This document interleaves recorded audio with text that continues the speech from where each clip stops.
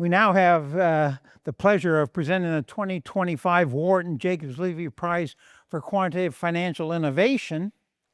In 2011, the prize was endowed by a generous gift to Wharton from Bruce and Ken.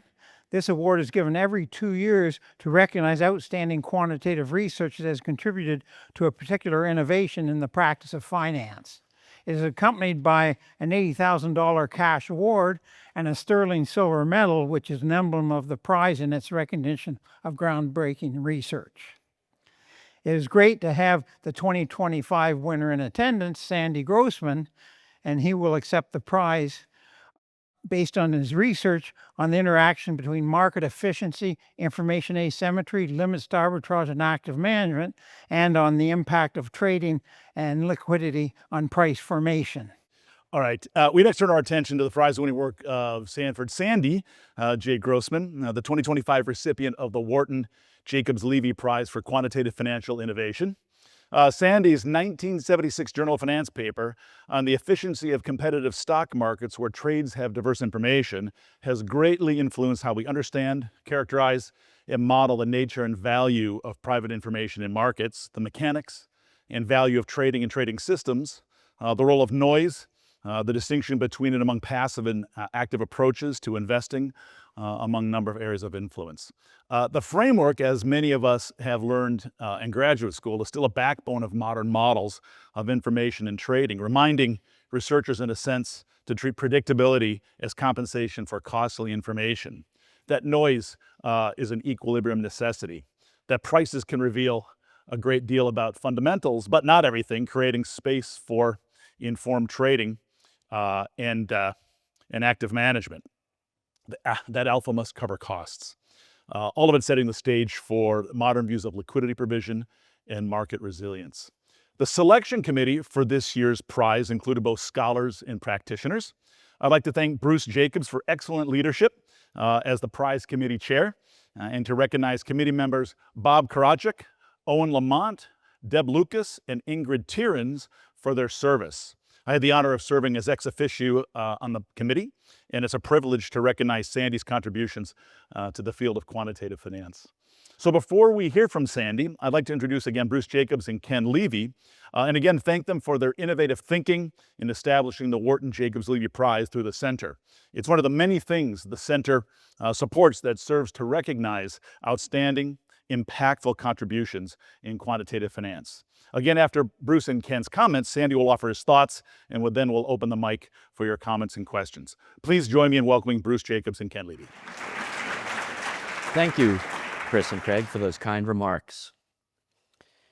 The efficient market hypothesis holds that all available information is immediately incorporated into prices of a stock. But how does this happen? And what are the limits, if any, to the forces that govern this process? Thanks to the extraordinary work of Sandy Grossman, we have answers to these perplexing questions, as well as important insights into the role of information in security markets and implications for active management.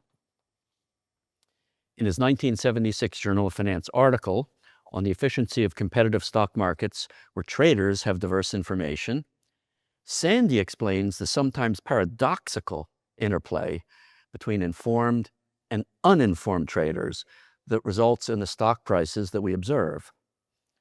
The paper laid the groundwork for what is arguably his most famous work on the impossibility of informationally efficient markets, co-authored with Joseph Stiglitz and published in the American Economic Review in 1980. At the risk of oversimplifying, I'll summarize it as follows. It begins with a view that stock prices have two roles: as an aggregator of collective knowledge, such that the current price of a stock summarizes all information in the market, and as a transmitter of that information. Uninformed traders, who invest nothing in collecting information, presume that current prices reflect the knowledge of informed traders. Which brings us to the paradox I mentioned earlier.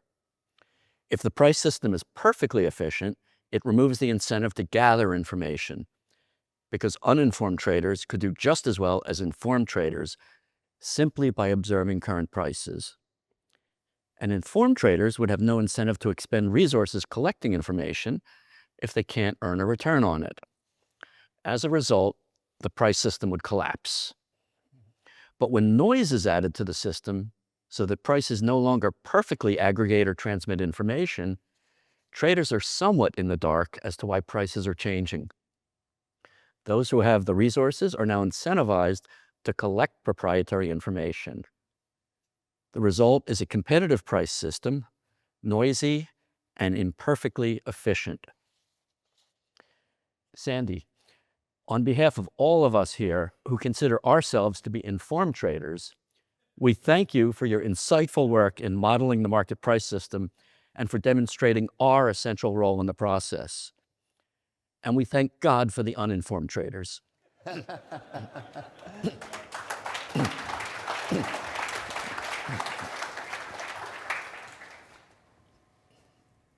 The Wharton-Jacobs Levy Prize for Quantitative Financial Innovation recognizes outstanding quantitative research that has contributed to an important innovation in the practice of finance.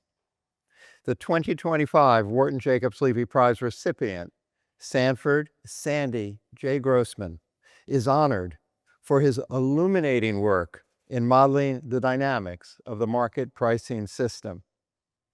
As passive indices have claimed an ever-growing share of stock investment in recent years, many have questioned whether active management could or should continue. In a series of papers dating back almost 50 years, Sandy explained not only why investment management firms invest in acquiring proprietary information, but also why it's necessary for the functioning of competitive markets.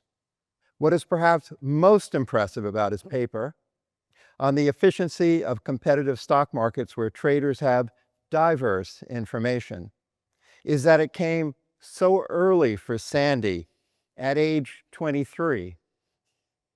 His distinguished career includes teaching at Stanford, University of Chicago, Princeton, and Wharton, where he is Professor Emeritus of Finance.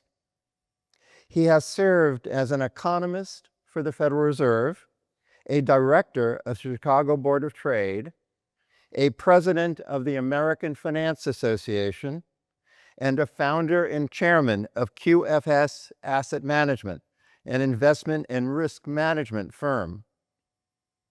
Sandy has been praised as a leading theorist in the Rational Expectations School of Economics, and for his use of rigorous modeling techniques.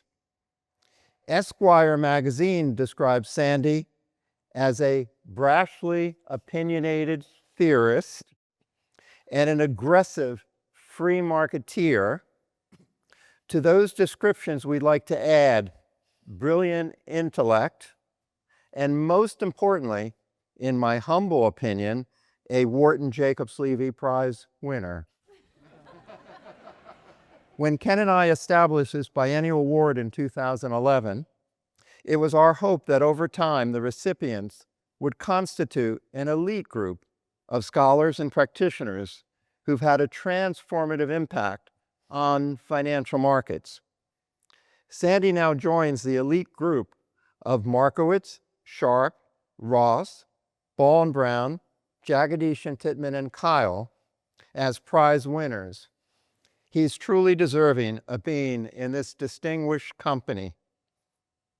We are proud to award the 2025 Wharton-Jacobs Levy Prize for Quantitative Financial Innovation to Sanford Sandy J. Grossman in recognition of his groundbreaking accomplishments. Thank you for your contributions and a hearty congratulations.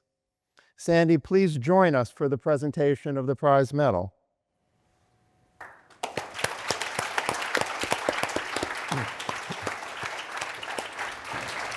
It is an honor to present you with the Jacobs Levy Wharton Prize Medal.